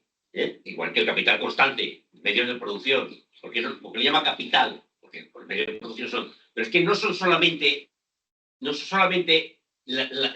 material, lo físico de los medios de producción y de los trabajadores físicos. Es el proceso social en su conjunto. Lo que es el proceso capitalista. Y en ese proceso capitalista la clave es la plusvalía. Si no hubiera plusvalía no habría producción capitalista. Claro, pero la plusvalía estaba precisamente desarrollado al principio. Sí.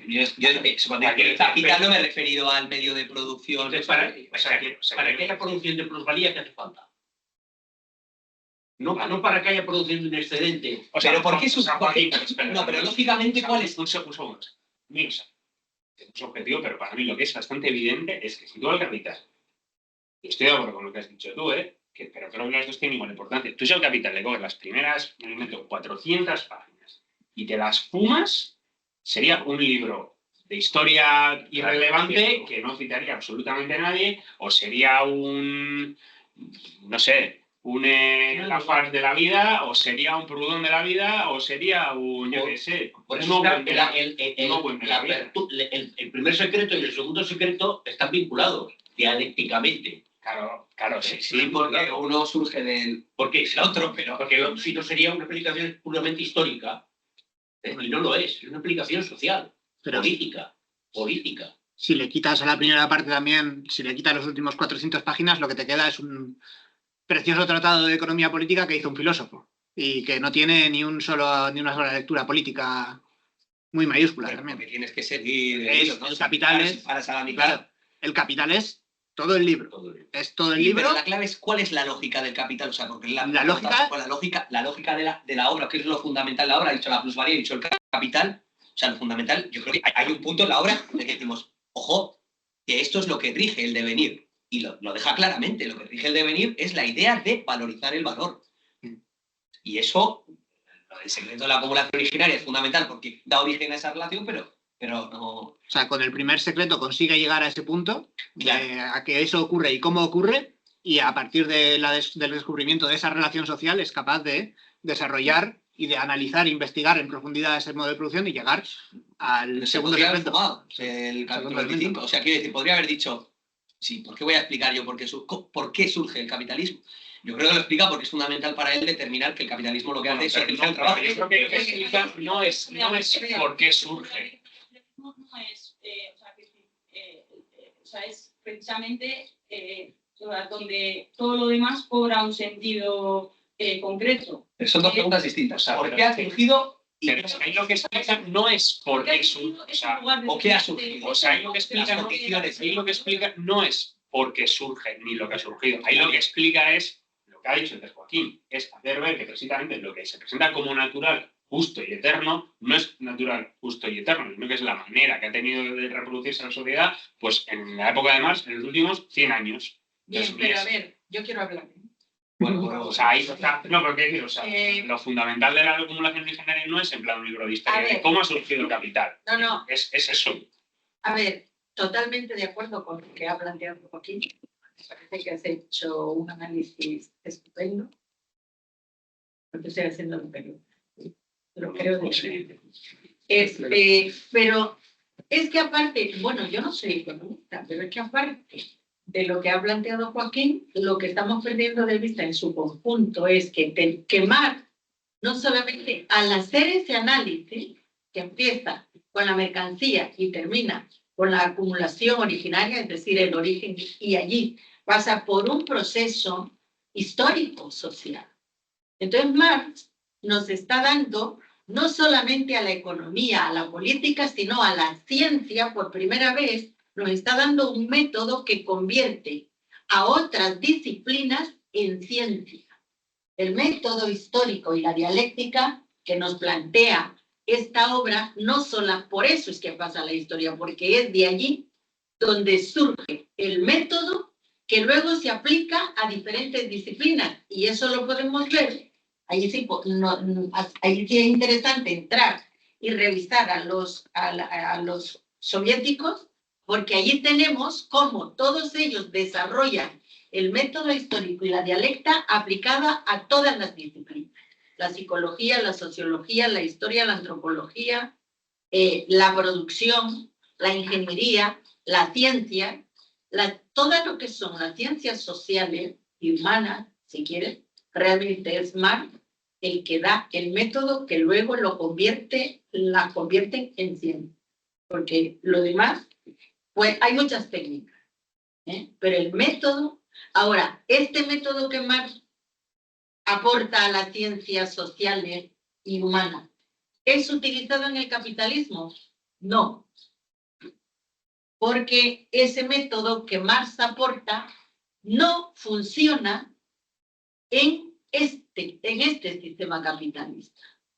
Ah, qué raro. Pues sí, mira, te voy a poner un ejemplo para quitarte el ceñito que acabas de decir. Mira, fíjate bien. Cuando se hace un análisis imagínate, del individuo a nivel psicológico, cuando tú haces un análisis de un problema X, cualquier problema que puedas tener tú. Eso para el curso que viene. Tú mismo. No, eso es otra cosa. Sí. A nivel, imagínate, por ejemplo, si tú le aplicas el método que Marx nos da, tienes que ir a la raíz del problema. Y muchas veces la raíz es estructural, no está en el sujeto, sino está en la sociedad.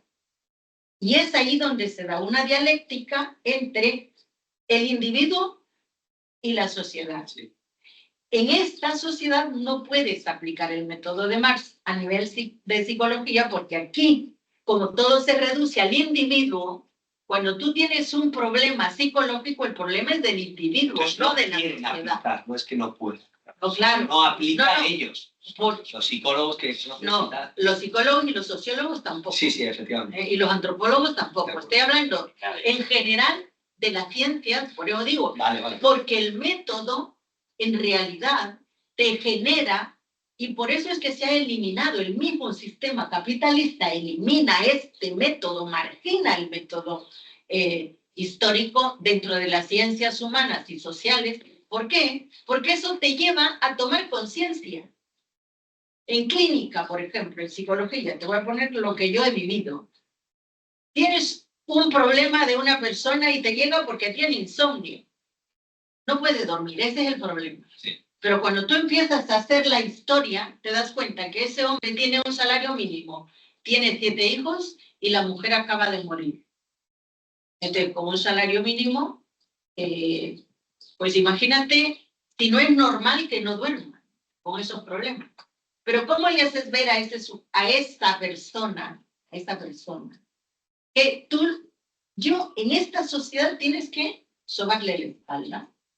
Y entonces empiezas a aplicar técnicas de la Gestalt o técnicas conductistas, ya en su peor análisis, técnica psicoanalítica, y empiezas a elucubrar y a buscar y a adaptar el sujeto y a decirle, es que el problema lo tienes tú, es que tienes que hacer un poco de relajación para dormir.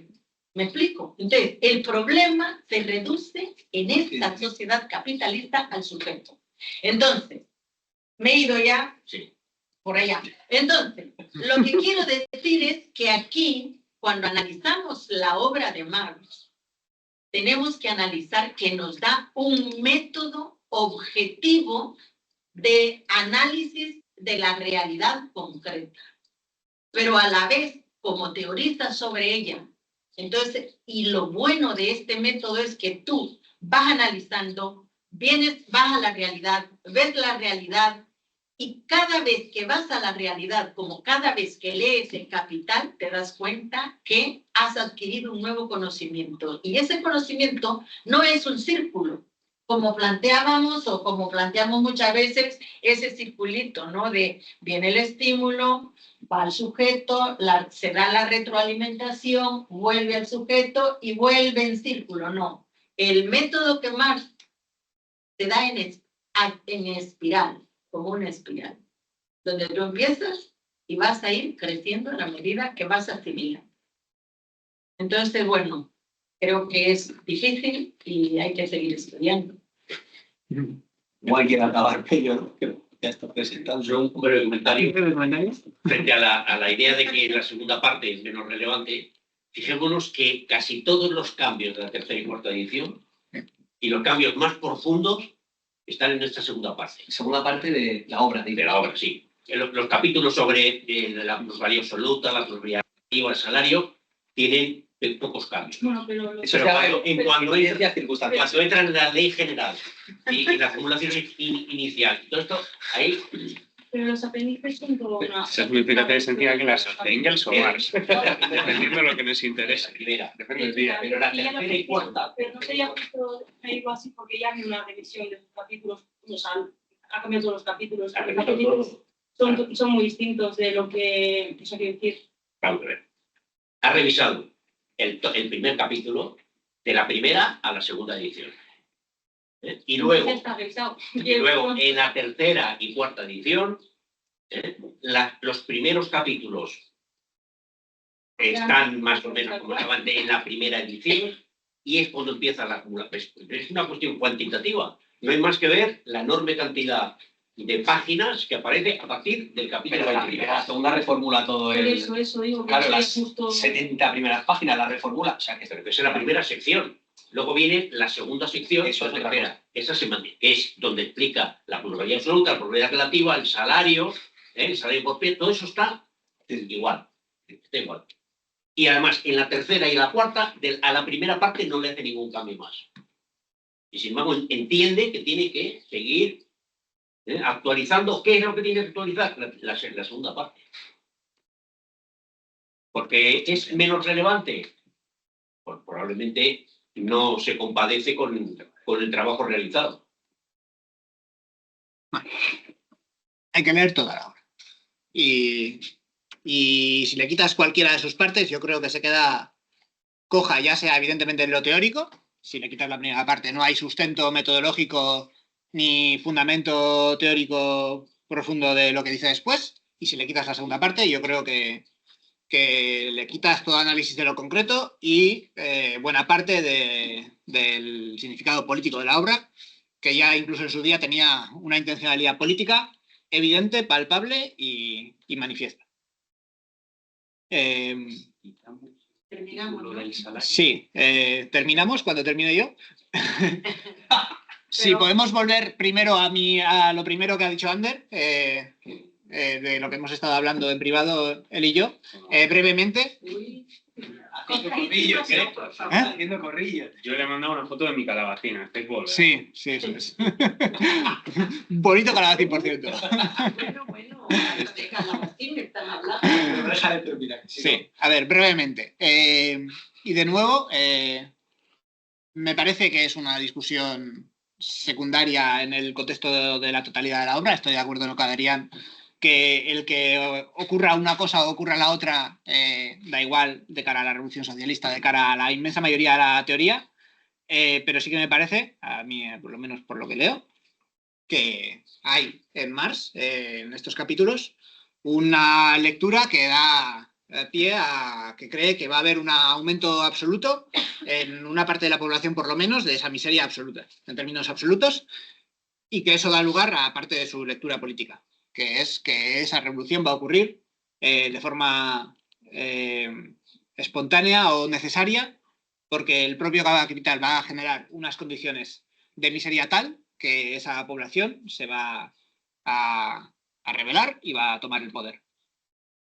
Y creo que está sustentado por el texto, por unas 150 páginas que las lees y parecen relleno, pero que aún así las puso Marx en el Capital. Y es que los capítulos, tanto del análisis de la situación de la clase obrera dentro del modo de producción como fuera de este, no tratan de ninguna manera de esa riqueza, de esa pobreza relativa, sino que tratan de forma muy palpable y de forma muy directa acerca de la situación absoluta, objetiva de la clase obrera, de cómo de mal vivía esa gente bajo la administración del capital. Y el análisis histórico que realiza demuestra cómo esa situación se había venido empobreciendo y se había venido brutalizando enormemente en los siglos precedentes. Y yo creo que su visión era esa, que la parte supranumeraria, la parte constituyente del ejército industrial de reserva iba a seguir aumentando, como dice muchas veces, a una tasa mayor que la acumulación del capital, que el número de esa población, que recordemos no puede realizar su fuerza de trabajo o no de forma plena y por lo tanto vive en condiciones inferiores a los necesarios para su subsistencia adecuada, quitando por la asistencia social que pudiese haber, eso va a dar lugar a una acumulación de miseria, como repite muchísimas veces, acumulación absoluta de miseria, la cual sale de ahí de esa lectura política. Sin más. Ya aquí la última intervención de Sí. Sí, por parte de Edward Bernstein. eso es. Completamente. Bueno, y terminamos. Sí, Bueno, remedio. Hasta la semana que viene, ¿no? de todas maneras, y quiero decir Sí.